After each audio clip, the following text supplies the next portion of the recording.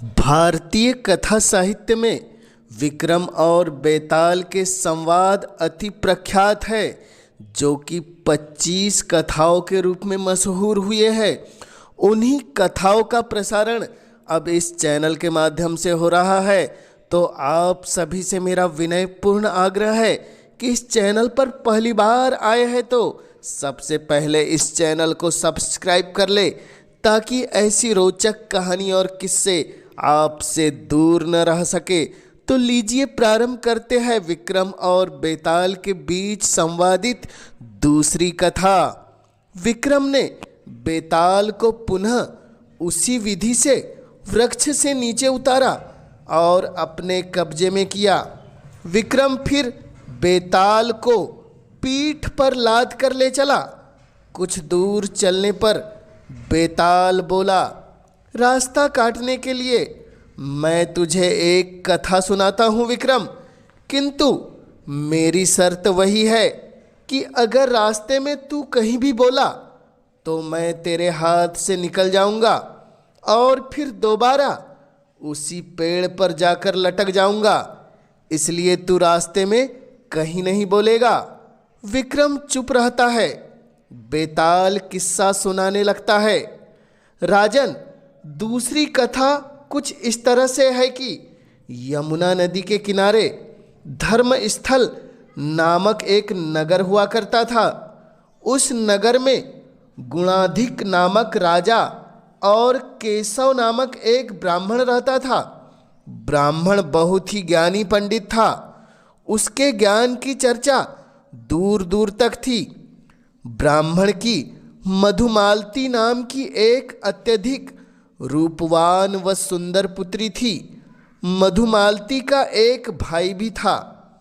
जब मधुमालती जवान हुई तो ब्राह्मण ब्राह्मणी और उसके भाई को उसके विवाह की चिंता सताने लगी।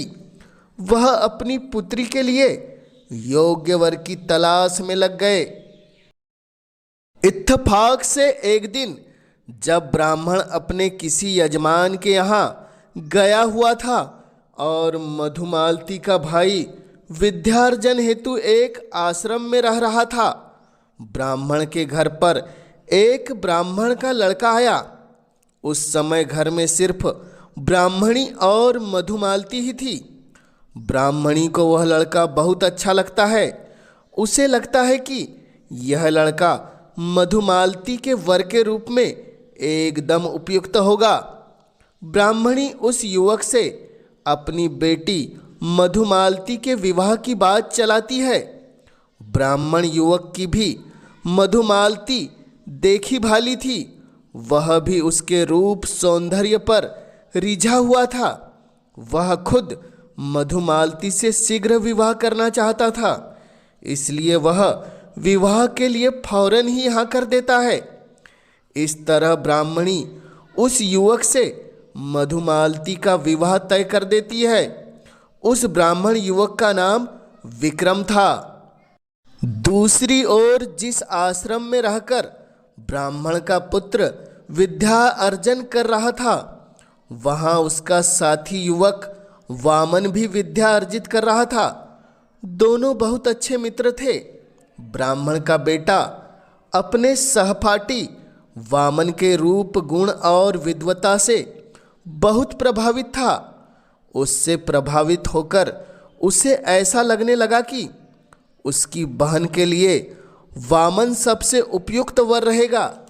यही सोचकर वह अपनी बहन के रिश्ते की बात वामन से चलाता है। वामन तुरंत ही तैयार हो गया। इस प्रकार मधुमालती और वामन के रिश्ते की बात पक्की हो जाती है। वहीं तीसरी ओर ब्राह्मण जहाँ पर गया हुआ था, वहाँ उसने भी मधुसूदन नामक एक युवक को देखा। मधुसूदन को उसने अपनी बेटी के लिए पसंद कर लिया। मधुमालती के रूप और गुणों की बात सुनकर मधुसूदन तुरंत ही विवाह के लिए तैयार हो जाता है। ब्राह्मण ने विवाह की बात चलाई और बात पक्की कर ली। ब्राह्मण और उसका बेटा हर्षित भाव से घर लौटकर वापस आते हैं। पत्नी पहले ही विक्रम जैसे योग लड़के को अपना दामाद बनाने के लिए खुशी खुशी बैठी थी। वह जल्दी से जल्दी यह खुशखबरी अपने पति और पुत्र को सुनाना चाहती थी। जैसे ही तीनों एक साथ मिले, ब्राह्मणी ने झट से कहा, मेरे पास खुशखबरी है। खुशखबरी तो मेरे पास भी है। पत्नी की पूरी बात सुने बगैर ब्राह्मण ने झट से कहा, अरे मैं भी एक खुशखबरी लेकर आया हूँ, और वह खुशखबरी यह है कि मैंने आश्रम में अपने एक सहपाठी वामन के साथ मधुमालती का रिश्ता पक्का कर दिया है तथा विवाह का दिन तथा तिथि भी तय कर दी है। वामन बहुत ही अच्छा तथा बुद्धिमान युवक है। क्या? यह सुनकर ब्राह्मणी चौंकी। मैं भी तो यही बताने वाली थी। मैंने भी त्रिविक्रम नामक एक ब्राह्मण युवक के साथ मधुमालती का विवाह तय कर दिया है। मैंने भी विवाह का दिन तथा तारीख तय कर दी है। अरे कोई मेरी भी तो सुनो। मैंने मधुसूदन नाम के एक लड़के के साथ मधुमालती का विवाह तय कर दिया है। मधुसूदन बहुत ही उत्तम युवक है। वह हमारी मधुमालती के लिए सबसे उपयुक्त वर रहेगा। मैंने भी विवाह के लिए दिन तथा तारीख तय कर दी है। ब्राह्मण ने अपने शब्दों पर सबसे अधिक जोर डालकर कहा, ऐसे कैसे हो सकता है? अपने साथी वामन को मैं वचन दे चुका हूँ, विवाह मेरी मर्जी से होगा। पुत्र ने कहा, नहीं, विवाह मेरी मर्जी से होगा। त्रिविक्रम हजारों में एक है। मैं भी तो बात हार चुकी हूँ। वही युवक मेरी पुत्री के लिए उपयुक्त रहेगा। मेरा मधुसूदन लाखों में एक है। विवाह सिर्फ मेरी इच्छा से होगा। आखिर मैं मधुमालती का पिता हूँ। मैंने जिसे चुना है वही मधुमालती के लिए उपयुक्त रहेगा। और मैं माँ और मैं भाई, तीनों इस बहस में पड़ जाते हैं। और बहस थी कि खत्म होने का नाम नहीं ले रही थी। यह तय हुआ कि जिसके विवाह की तिथि पहले पड़ती होगी उसकी बात मान ली जाएगी और उसी के साथ मधुमालती का विवाह कर दिया जाएगा। और बाकी जो दो युवक रह जाएंगे उनसे क्षमा मांग ली जाएगी और उनसे कह देंगे कि मधुमालती का विवाह उनकी तय तिथि से पहले हो गया। इस तरह उन्हें भी बुरा नहीं लगेगा। तीनों अपनी अपनी तय की गई तिथि बताते हैं। संयोग कुछ ऐसा बनता है कि तीनों ने एक ही दिन तथा एक ही तिथि पर लग्न मुहूर्त तय किया हुआ था। अब क्या किया जाए? तीनों इस बारे में सोचने लगे, किंतु तीनों में से कोई भी अपनी जगह से हटने के लिए तैयार नहीं था। विवाह की तिथि नज़दीक आती जा रही थी, किंतु इस समस्या का कोई हल नहीं निकला। अंत में तीनों के बीच यह तय हुआ कि मधुमालती जिसे भी पसंद करेगी उसी के साथ विवाह हो जाएगा, अर्थात जिसके गले में मधुमालती वरमाला डालेगी वही उसका पति बनेगा। निश्चित दिन और तारीख पर ब्राह्मण के घर मधुमालती के लिए 3-3 बारातें उनके द्वार पर आ विराजती है। मधुमालती वधू के रूप में सजी हुई थी, परंतु विधाता तो कुछ और ही खेल खेलने जा रहा था। इससे पहले कि मधुमालती वरमाला के लिए बाहर लाई जाती, उससे पहले ही अंदर से शोर मचने लगा। सभी डर जाते हैं। एक भयंकर सर्प ने मधुमालती को डस लिया। यह खबर सुनकर पूरे घर में कोहराम मच जाता है। सभी लोग भयभीत हो जाते हैं। खुशी गम में बदल गई। तीनों वर एक से बढ़कर एक सुंदर और गुणवान थे। सारे लोग इस कौतूहल में थे कि देखे मधुमालती किसे वरमाला पहनाती है तथा किसे अपने वर के रूप में चुनती है।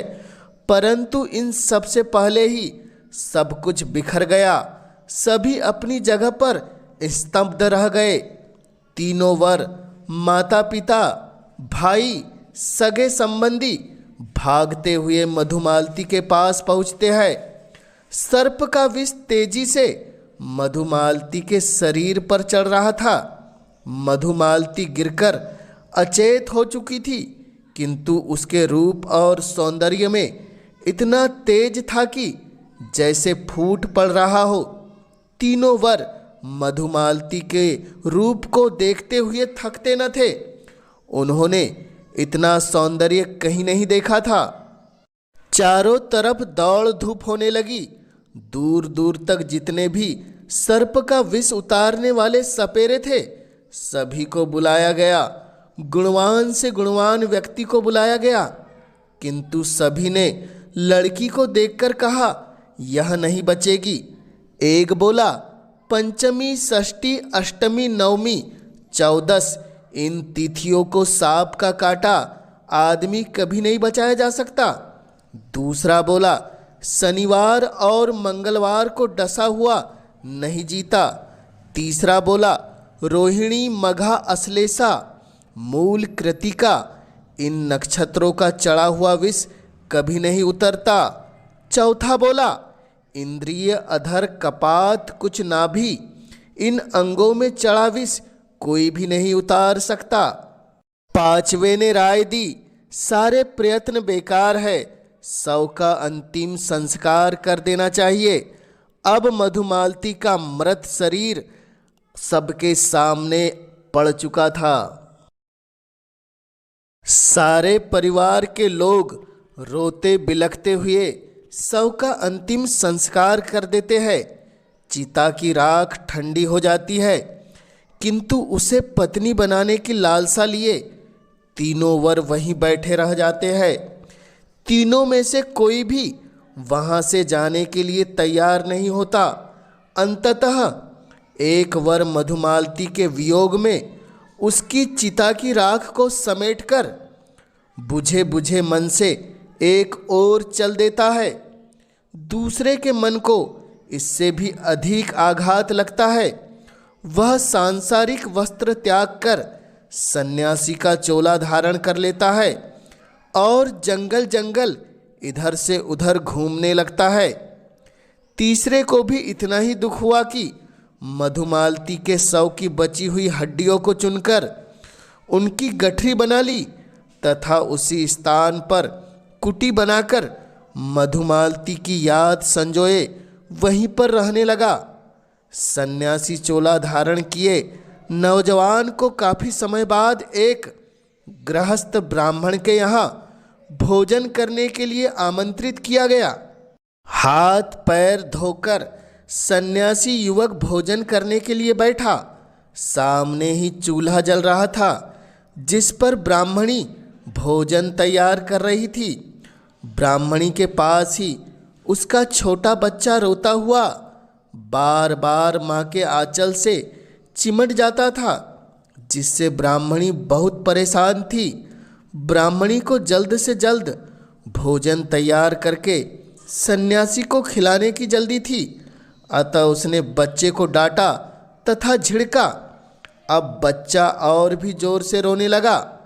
ब्राह्मणी ने झुंझलाकर बच्चे को ऐसा झटका दिया कि वह चूल्हे की जलती हुई आग में जा पड़ा। सन्यासी यह देखकर अचंभे में पड़ जाता है कि ब्राह्मणी ने जलते हुए चूल्हे में बच्चे को ढकेल दिया और उसे बचाने का कोई प्रयत्न भी नहीं किया, बल्कि वह तो निश्चित होकर इस ढंग से काम में लग गई जैसे कुछ हुआ ही न हो। सन्यासी युवक सोचने लगता है कि पता नहीं ये कैसी माँ है जिसने अपने बच्चे को आग में झोंक दिया। सन्यासी युवक एकदम ही अपना आसन छोड़कर खड़ा हो जाता है। ब्राह्मण ने यह देखा तो उसे रोका। वह हाथ जोड़कर कहने लगा, आप क्यों नाराज हो गए ब्राह्मण देवता? नाराजगी, क्रोध और विस्मय से भरकर सन्यासी युवक ने कहा, इस घर का भोजन का निमंत्रण स्वीकार करके मैंने बहुत बड़ा अपराध किया है। इस घर में इंसान नहीं पिशाच रहते हैं। बच्चों को आग में जलाकर राख कर दिया और सब निश्चिंत होकर अपना कार्य कर रहे हैं, ऐसे जैसे कुछ हुआ ही नहीं हो। ब्राह्मण मुस्कुराकर बोला, अपने बच्चे की ओर से हम इसलिए निश्चिंत है ब्राह्मण देवता, क्योंकि हमारे पास संजीवनी विद्या की पोथी है। जब आग ठंडी हो जाएगी तो हम उसकी राख का एक स्थान पर एकत्रित कर लेंगे, जिससे बच्चा पुनः जीवित हो जाएगा। हमें इस बात का इत्मीनान है कि हमें बच्चे के रोने धोने तथा हठ करने से कुछ देर के लिए छुट्टी मिल जाती है और हमारा कार्य भी पूरा हो जाता है। सन्यासी युवक को इस बात का विश्वास नहीं होता। उसे विश्वास दिलाने के लिए ब्राह्मण अपने घर के अंदरूनी कक्ष में जाता है और संदूक में रखी पोथी निकाल लाता है। ब्राह्मण ने चूल्हे की राख एक जगह एकत्र की और पोथी खोलकर संजीवनी मंत्र पढ़कर राख पर फूंक मारी। मंत्र पढ़ने के बाद देखते ही देखते बच्चा हंसता खेलता हुआ उठ खड़ा हुआ।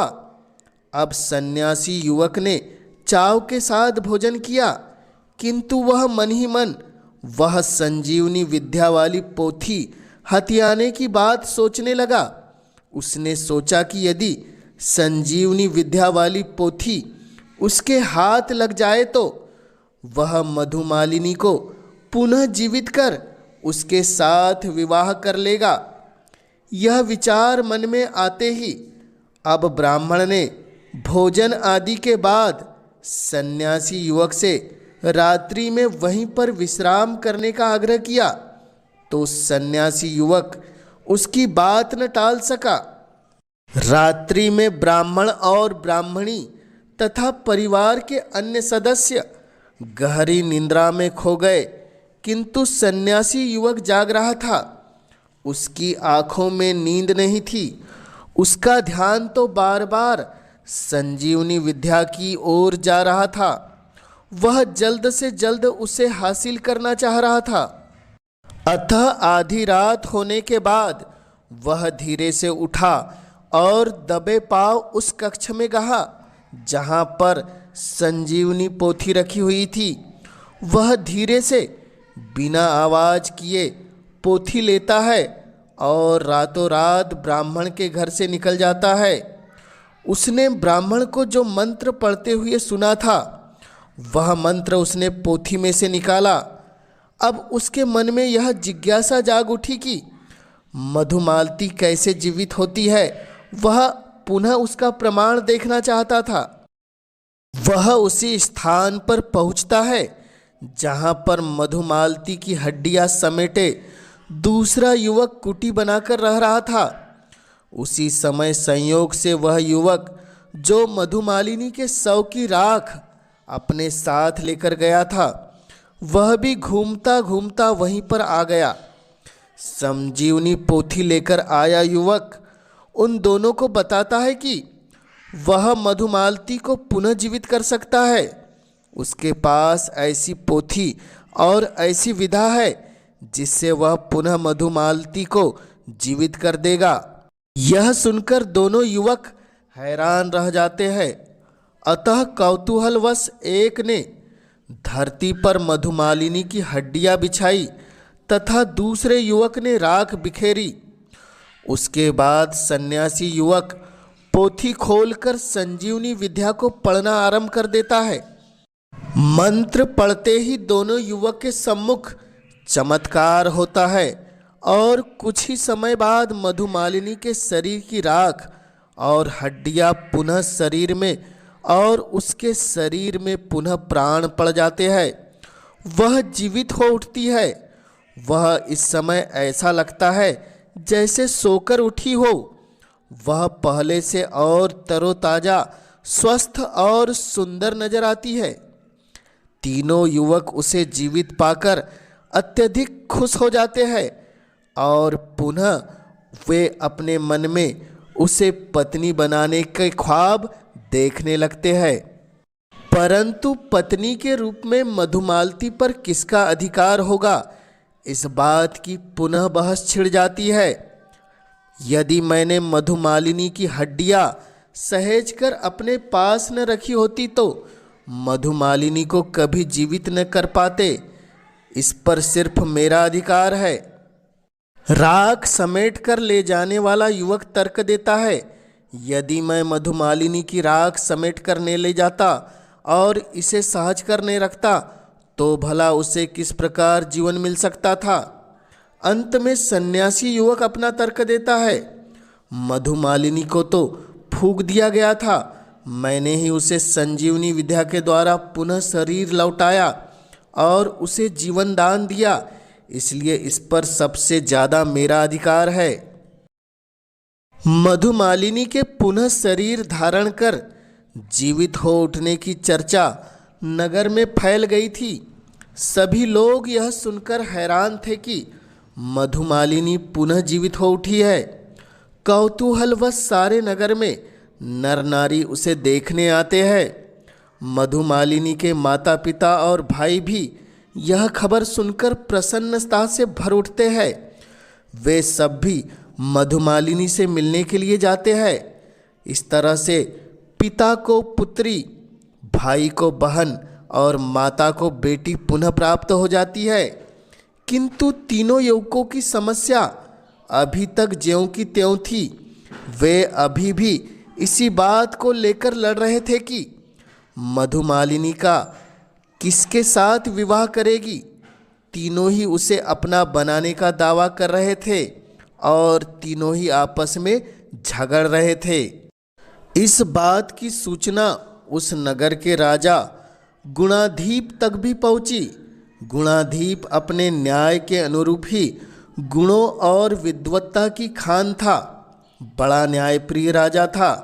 राजा ने तीनों युवकों के दावों को बड़े ध्यान से सुना और सुनने के बाद अपना ज्ञान भरा निर्णय सुना दिया, जिसे सुनकर मधुमालिनी उनमें से एक युवक की पत्नी बनी। गुणाधीप के न्याय से अन्य दोनों युवक व अन्य सभी लोग पूरी तरह संतुष्ट थे। उसका क्या निर्णय था?